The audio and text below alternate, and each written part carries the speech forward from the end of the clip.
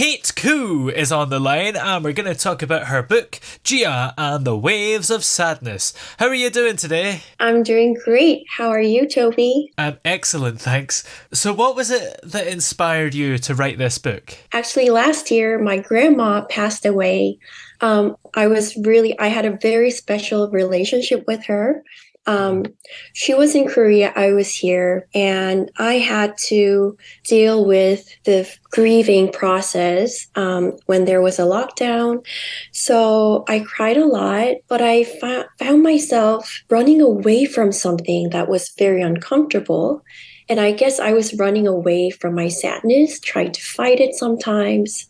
Um, and I went to a ballet class one day, and then I immediately felt my body just feel so much more comfortable because I love dancing, and the music that our lovely pianist played that day was so wonderful.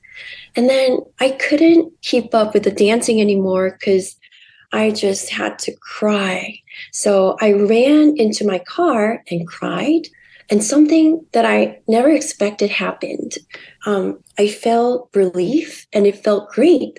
So I got curious, like, what did I do Yeah. to make me feel this comfortable and relaxed? What was I running away from? So I did a lot of reading, extensive reading, and I talked about emotions a lot with my 7-year-old. And I realized that in the ballet studio, I wasn't no longer fighting my sadness or grief that felt very scary to me. I could relax into them. It really felt like a open, squishy, like a curiosity provoking, like a safe space. Because through my body and tuning into the movement, I wasn't in that, so-called fight or flight or freeze response state. So yeah, and since my daughter loves me so much, I guess it was a little shocking for her to see mommy that sad, like cry a lot. So I thought it might be a good idea to talk about our feelings and communicate with her that we can't be happy all the time. And, the 50-50 rule, like it's okay to feel happy, excited, or loving half of the time, but it's normal to have so called negative emotions, which I like to call human emotions. Like it's Yeah. absolutely normal. And for kids and for some adults, it can be scary. And I sat down and got curious, like, what thought did I have that made me fear sadness so much? It was this thought of if I just stop running away from sadness, something really sad and horrendous is going to happen. But in the ballet studio, it turned out not so much.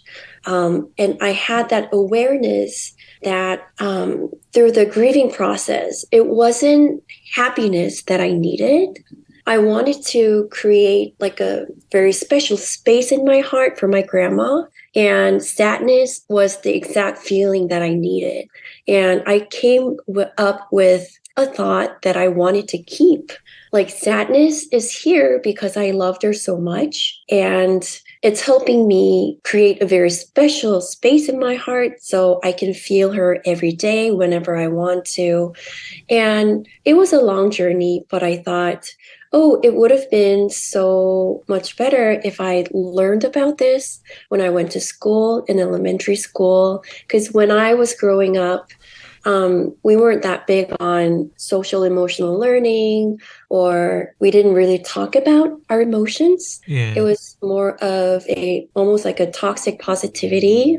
There weren't vocabularies to like vocab words to really name our emotions or awareness or processing your thoughts out loud or, writing your thoughts on a piece of paper, because when you see them, it's not as scary. So I thought it would be a great idea to let my daughter know that it's okay, because obviously she's going to experience a variety of human emotions and let her know that it's not good or bad. And I wanted to share the story with other kids in the world, parents.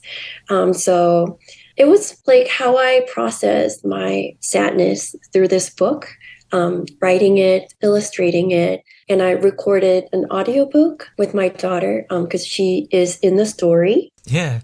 Did you find that writing the book helped with your own grieving process? Yes, of course. I still remember clear as day, the day that I got a phone call from my parents that my grandma had passed away. Sadness can be painful, but I listened to a lot of songs that, sad songs. It didn't make me sadder.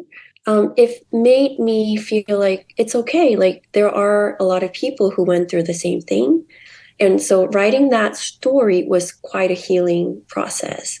And just illustrating book was awesome for me. It enabled me to heal a lot because just being able to see that sad feeling on a piece of paper, painting with blue colors, when you can see something magical happens. It's not scary anymore, There's some say the fear of the unknown.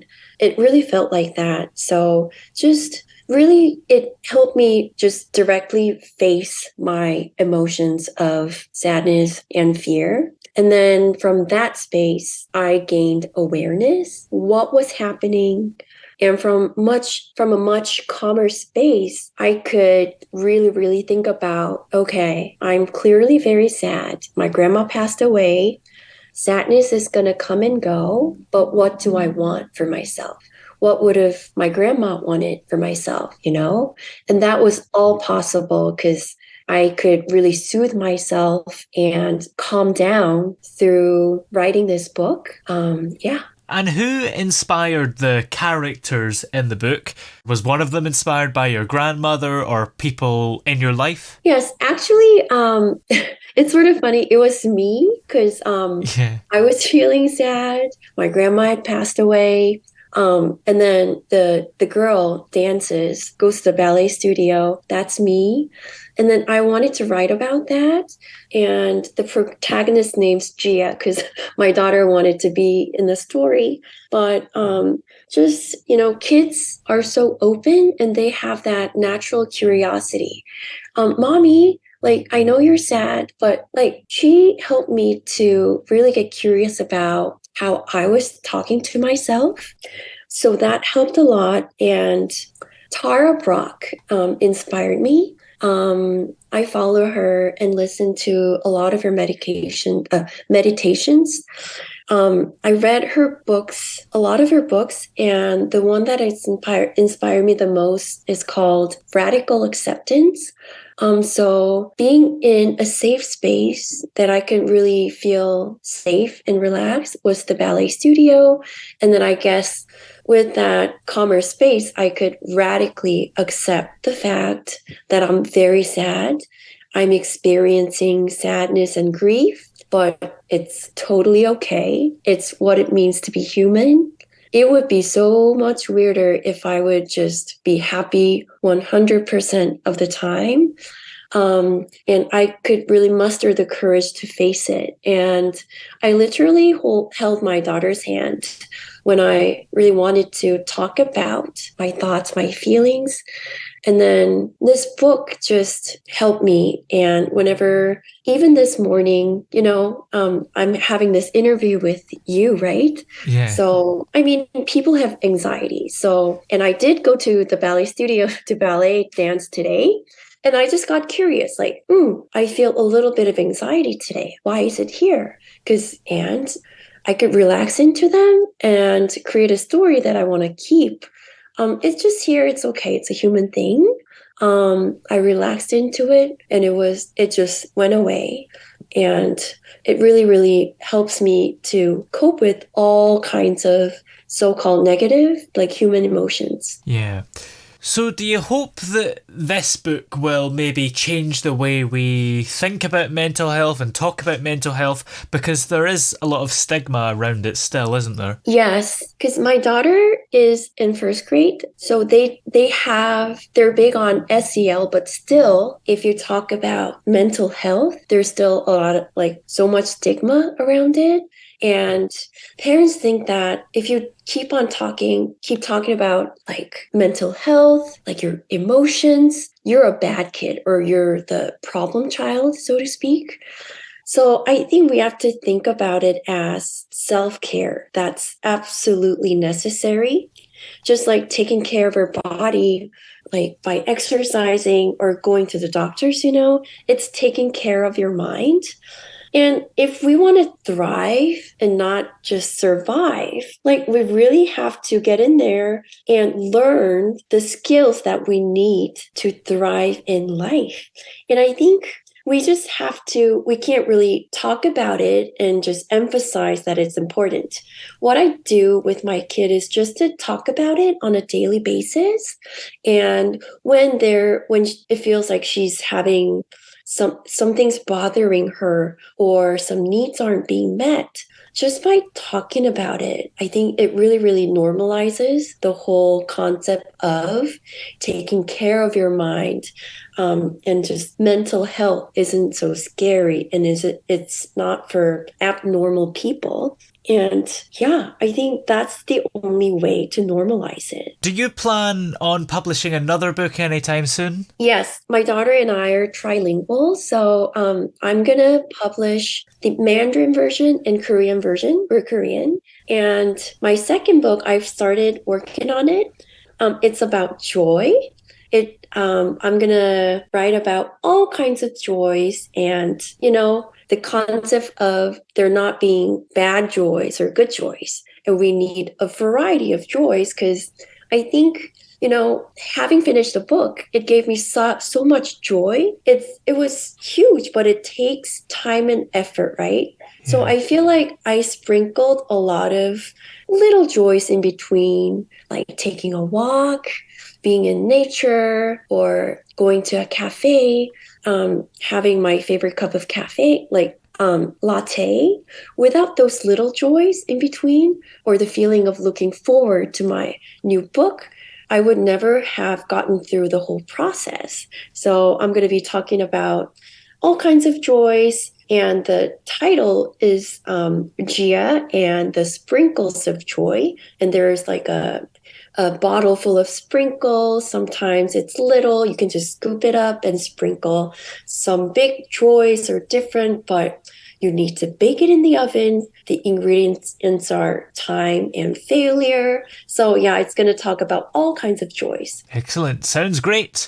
Well, in the meantime, where are we able to find your current book? So my ebook is available on Amazon. I have a hard copies. It'll be available from in 2 weeks. You can find it either on Amazon or through my personal website. It's katekoostory.com. Kate Koo, that's my name and story. Yes, .com. Excellent. Well, many thanks for talking to us today. It's been great to have you on. Yeah, it was great talking to you.